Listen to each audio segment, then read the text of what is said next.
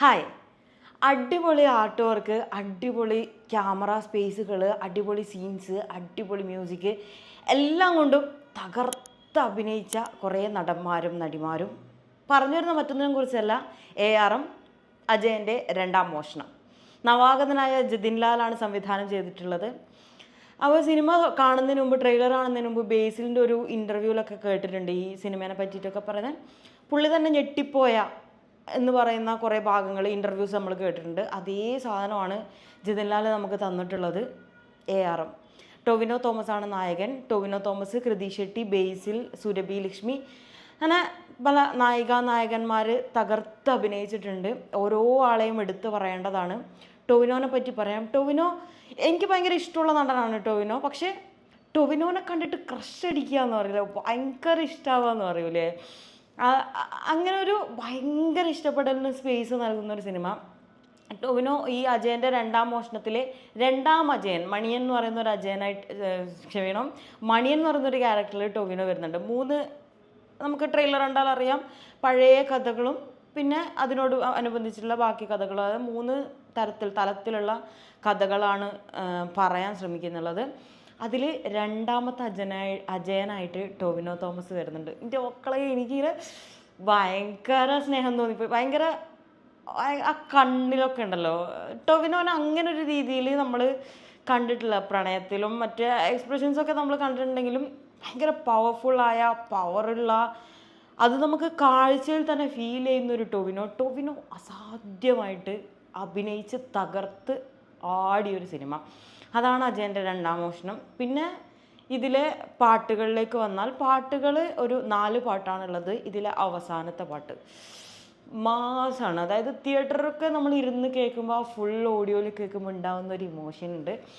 ഭയങ്കര തുടിക്കൊട്ട് പോലെ, അല്ലെങ്കിൽ ഒരു ഭക്തിഗാനം, ആ ഒരു ജോണറിലൊക്കെ വരുന്നൊരു പാട്ടാണ്. പക്ഷേ ഭയങ്കര രസമായിട്ട് ചെയ്തിട്ടുണ്ട്. അതിന് മുന്നത്തെ 3 പാട്ടുകളൊക്കെ അങ്ങനെ കുഴപ്പമൊന്നുമില്ല. പക്ഷേ ഈ പാട്ട് മനസ്സിൽ തങ്ങി നിൽക്കും, ഹിറ്റാവും എന്നുള്ളതിൽ ഒരു സംശയവുമില്ല. അത് ഭയങ്കരമായിട്ട് ഓടുന്നൊരു പാട്ടാണ്.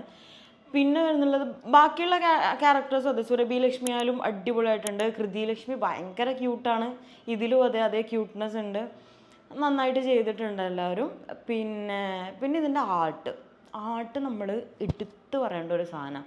ആർട്ട് വർക്ക് എന്ന് പറഞ്ഞാൽ അത് ഇപ്പം കളരി ആയാലും അതിൻ്റെ ബാക്കി ആർട്ട് ഏതൊക്കെ തരത്തിൽ ഇതിൽ ഇൻവോൾവ് ആവുന്നോ അവിടെയൊക്കെ ഇമോഷൻസിനെ ബൂസ്റ്റ് ചെയ്യാൻ ആർട്ട് ഭയങ്കരമായിട്ട് സഹായിച്ചിട്ടുണ്ട്. പഴയ രാജവംശകാലം അതൊക്കെ കാണിക്കുന്നുണ്ട്.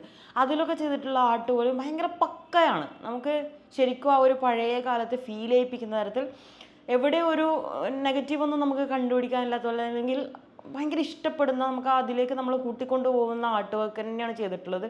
അത് ഭയങ്കരമായിട്ട് ചെയ്തിട്ടുണ്ട്. അത് ഭയങ്കര രസമായിരുന്നു. പിന്നെ ഇത് തിയേറ്ററിൽ തന്നെ പോയി കാണണമെന്ന് ഭയങ്കരമായിട്ട് ഞാൻ അത്രയും സജസ്റ്റ് ചെയ്യുന്ന, തിയേറ്ററിൽ തന്നെ പോയിട്ട് നിങ്ങൾ കാണണം എന്ന് പറയുന്ന ഒരു സിനിമയാണ്. അതിൻ്റെ ഫൈറ്റുകളൊക്കെ പൊളി, വേറൊന്നും പറയാനില്ല. ഇത് പൊളിയാണ്. ഇത് എന്താ പറയുക, പെർഫെക്ഷനാണ് ഇതിൻ്റെ മെയിൻ.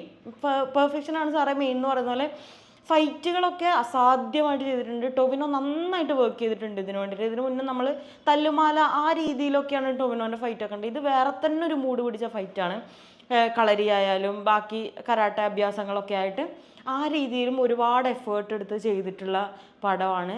ജതിൻ ലാൽ ഫസ്റ്റ് പടമാണെന്ന് പറഞ്ഞാൽ, അങ്ങനെ ഞാൻ ബാക്കി ഫസ്റ്റ് പടം ചെയ്യുന്നവരങ്ങനെ മോശം പറയല്ല, പക്ഷേ ഫസ്റ്റ് പടത്തിൽ പുള്ളി ഇത്രയും വലിയൊരു റിസ്കിലേക്കാണ് കൈവച്ചത് എന്നുള്ളത് ഭയങ്കര ഇതായി. പിന്നെ കഥയും തിരക്കഥയൊക്കെ നമ്മൾ എക്സ്പെക്ട് ചെയ്യുന്നതാണ്. കഥയും തിരക്കഥ എന്താണെന്ന് നമുക്ക് കുറച്ച് കഴിയുമ്പോൾ തന്നെ നമുക്ക് മനസ്സിലാവും, നമുക്ക് ഊഹിച്ചെടുക്കാനേ ഉള്ളൂ.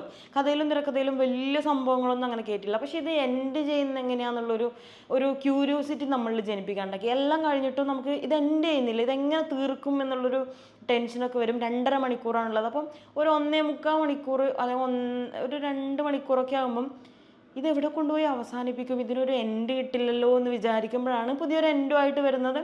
അതും നന്നായിട്ട് ചെയ്തിട്ടുണ്ട്, കുഴപ്പമൊന്നുമില്ല. ചില സ്ഥലത്ത് നമ്മൾ നെഗറ്റീവ് മാത്രം നോക്കണമെന്നുണ്ടെങ്കിൽ മാത്രം കാണാം എന്നുള്ള കാര്യത്തിൽ. പക്ഷേ തിയേറ്ററിൽ തന്നെ പോയിട്ട് വളരെ അടിപൊളിയായിട്ട് ഇരുന്നിട്ട് എല്ലാ ടൈപ്പ് ഓഡിയൻസിനും ഇഷ്ടപ്പെടുന്ന രീതിയിൽ, നോൺ ലീനിയർ സാധനമാണ്, അത് ബ്ലെൻഡ് ചെയ്തതൊക്കെ വളരെ നന്നായിട്ട് ചെയ്തിട്ടുണ്ട്.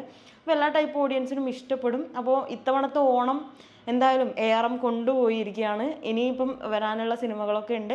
അപ്പോൾ അതിലൊക്കെ പ്രതീക്ഷകളുണ്ട്. അപ്പോൾ ഓണത്തിന് എല്ലാവരും പരമാവധി സിനിമ തിയേറ്ററിൽ പോയിരുന്ന് കാണാൻ ശ്രമിക്കുക. കൂടുതൽ സിനിമാ വിശേഷങ്ങളായിട്ട് കാണുന്നവരെ ബൈ.